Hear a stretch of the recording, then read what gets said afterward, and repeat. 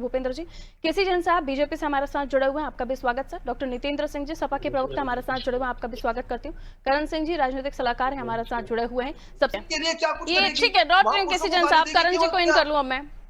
करण जी के वाकई राजनीतिक चूक होने जा रही है। समाजवादी पार्टी के ये सूझबूझकर सोच समझकर दिया गया बयान है, वो भी संसद में, जिसके बाद अब छत्रियों की नाराजगी है एक तरफ, दद्दू प्रसाद को शामिल करके कुर्मियों की नाराजगी पहले ही ले चुके समाजवादी पार्टी, और बीजेपी न्यूट्रल गियर पे चल रही है, ना इधर जा सकती ना उधर जा सकती। आपका विश्लेषण?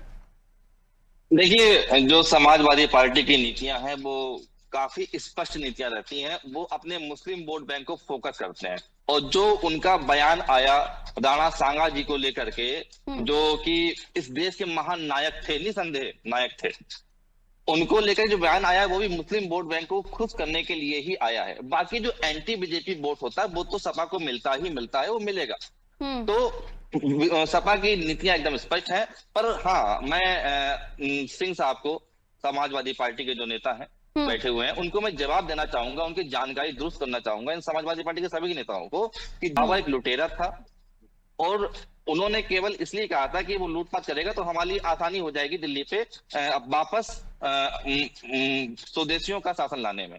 वास्तविक जो न्योता दिया गया था वो दौलत खान लोधी ने दिया था, और जो इब्राहिम लोधी का चाचा था, उसका नाम था ये अलाउद्दीन और आलम खां, उसने वास्तविक न्योता दिया था बाबर को भारत पे आक्रमण करने के लिए। तो ये थे गद्दार।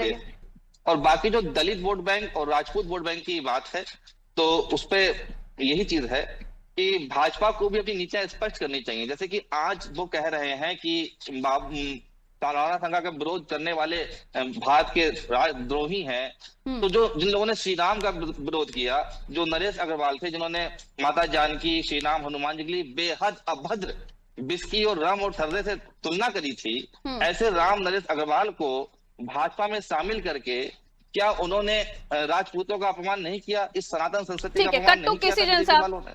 जवाब दीजिए।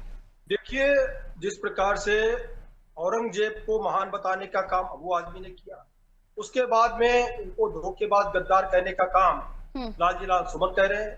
ये बात सही, अभी आदरणीय करण जी ने भी बिल्कुल स्पष्ट कर दिया कि केवल और केवल अल्पसंख्यक वोट को साधने के लिए समाजवादी पार्टी इस तरीके से भारत देश के महापुरुषों पर लगा। करण जी का ऑडियो दीजिए प्लीज। हमारे मित्र ने कहा कि जो है रानी कर्णावती की बात उन्होंने कही कि रानी कर्णावती ने हुमायूं से मदद मांगी थी और उन्हें अपना भाई माना था। उन्होंने मदद जरूर मांगी थी, पर हुमायूं ने मदद की नहीं थी। वो जानबूझ के बहुत देर से पहुंचा वहां पे, और रानी कर्णावती को हजारों रानियों के साथ मिल करके जौहर करना पड़ा, खुद को जिंदा जलाना पड़ा था।